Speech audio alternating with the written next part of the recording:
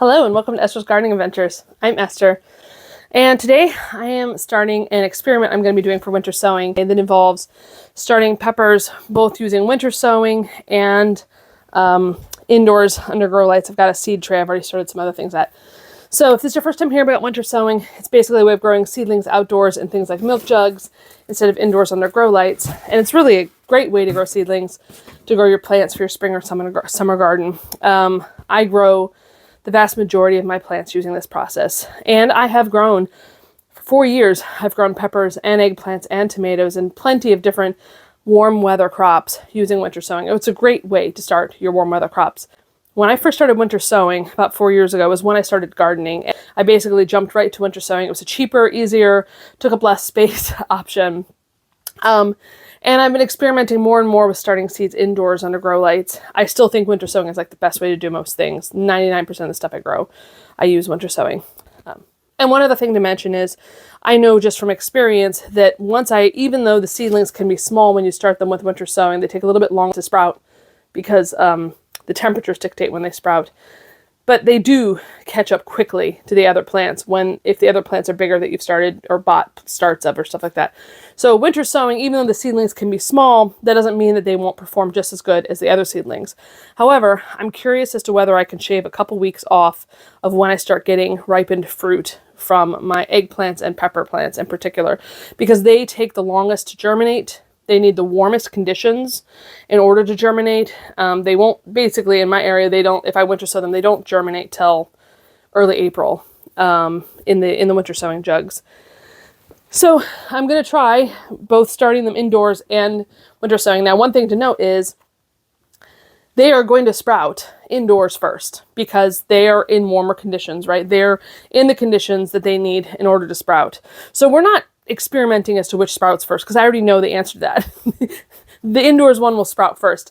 Where the experiment will really play out and will be true is whether they will do better once transplanted, like do the hardened off ones in winter sowing jugs, they're already used to the cold. Will they be less reactive to temperature? Will they be hardier, the ones that I winter sowed versus indoors? And will I get fruit faster? Right, so de España. I wrote on it because these were actually hard to get from Baker Creek this year.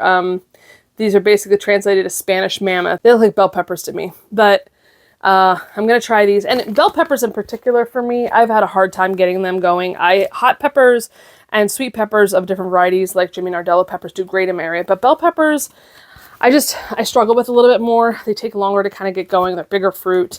And I just want a bigger harvest this year. So I'm particularly focusing on them. So I'm doing the blot pepper and the de España peppers. And then I'm also doing a hot pepper. Oh, I'm doing 4, I'm sorry. I'm doing a Tibetan Lhasa chili pepper, sort of like the red chili peppers. And I'm also doing the Golden California Wonder bell peppers. So in order to do this experiment right, I picked varieties that are from 2023 or 2024 because I want to give them the best chance of germination. I'm not testing which will germinate better because that's really irrelevant here. I know the peppers germinate just fine using winter sowing. What I'm going to do is I'm going to do 1 jug or half a jug of each. I really only need like 1 or 2 plants for each variety to be able to test the difference between ones started indoors versus winter sowing. So we're doing that. And then I have 2 eggplant varieties. Kamo, which is a rounded purple Japanese eggplant, and Mestiza, which is sort of a kind of a Rosita looking eggplant. It's good in heat.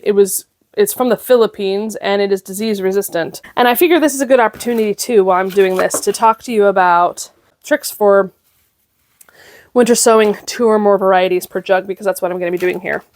So if you want to grow 2 or more varieties per jug, I recommend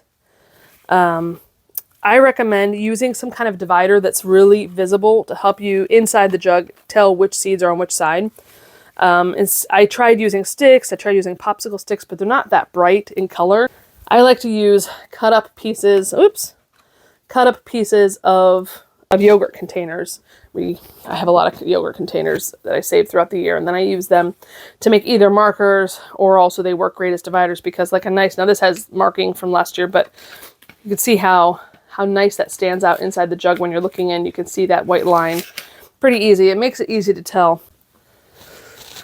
So another tip for winter sowing, 2 varieties or more together. Now I like to do 2 varieties. You can do up to 4 varieties. You can. I've done quadrants where you kind of put something to divide it this way. But I find that it gets a little too crowded too fast that way. And it can be harder to differentiate between them. And really, honestly, like, yeah, 2 per jug is fine for me. And reasons why you might want to do 2 per jug is, let's say you only want a few of one variety. Well, then you don't need to use a whole jug for it, right? You can split it in half. Or let's say you have a small garden maybe, and you really aren't going to be using all that many seedlings, so you just want to try a couple things together. That's fine. Now, if you are going to do 2 or more per jug, there's a couple tips. One is, all right, let's see. First, one is, you want to grow things that are going to sprout around the same time. They're going to get about the same size in the container, and that, sprout about the same time. They're going to get about the same size in the container, and that you're going to want to transplant at the same time. So you're not going to want to put a cool weather crop like kale with a tomato, right? Because you're going to want to transplant the kale in March or maybe earlier, depending on your zone. Or you're going to want to transplant the tomato after the last frost, which for me is like late April or late May. So in my case, one of the easy things to do is just to grow 2 of the same things together. Put 2 peppers in together, 2 tomato varieties in together, and they'll tend to sprout around the same time, and they'll tend to take up about the same amount of space. You can do cool weather crops together or warm weather crops together, but be aware of how big the plant gets. Like, I wouldn't want to put a squash and a tomato together, because the squash gets real big real fast, takes up a lot of space. The leaves are big. It's very viney, right? It's going to take up a lot of the container, and it might take sun away from the tomatoes. All right, so we're going to do the blot pepper here and the Du de España one here. Let's see. And I've marked indoor versus WS for winter sowing for these. Let's get out. And I put experiment on the back so that in case I can't remember which ones are which. Okay, this is the winter sowing one. Here, I'll put it here. What I'm going to do is I'm only going to do like 4 or 5 seeds, because these are fresh seeds. These are from 2023, and I got them near the end of the year. They're probably all going to sprout. The germination rate should be very high on them. So I'm just going to do 5. So I'll do 1. Try to make it so you can see it here. 1, 2. I'll do 3 across the front and 2 in the back. You don't want to put them too close to the end here. There we go. See that? And then I'm going to just do a nice layer. Now you could just push them in and cover them up. I just do a nice layer of soil and potting mix on top. And that takes care of it. And then of course we need our spray bottle, which I left over there. I gotta get that. But another thing I recommend is you are going to probably plant less seeds per side when you do the split jugs. So you probably, instead of putting like 8 of one variety in a jug, you might do 4 or 5, maybe even 3 if it's the kind that gets really huge. There we go. And you always wipe down the outside to make sure it's dry.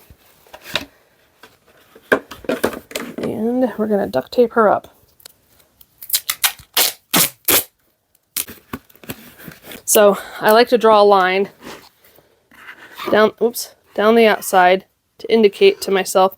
And the reason I draw it all the way down here is because let's say the lid gets detached from the top once you open it up. You still want something to indicate which side is which. And sometimes the marker in the middle will come out, the one you saw me put in. Sometimes that'll come out. And when that happens, something that helps you know which side is which. I'm all about redundancies. Redundancies in winter sowing is always helpful. Okay, so this is the Du.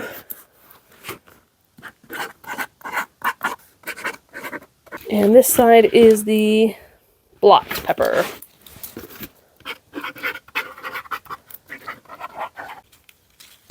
Because the nice thing with this is I do 1 seed per hole for winter sowing, but with this, you can pot them up into 2 different things. So there we go. 2 seeds per hole. I'm going to put the labels in.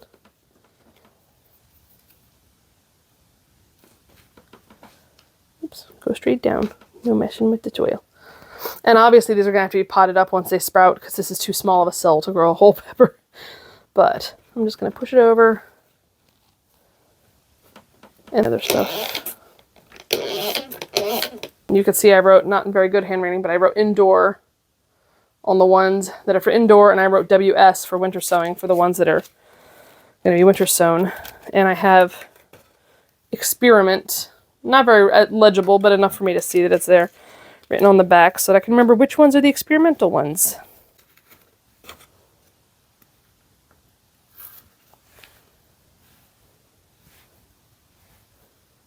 I want to have enough sweet peppers this year to make like sweet salsa, all that kind of stuff. You can see it a little bit better if I do it this way. Put them both in, put this on top. All right, that's it for this video. I look forward to sharing with you how my experiment goes. And winter sowing is full underway, and wish you the best of luck in your season and happy winter sowing, and I'll see you next time.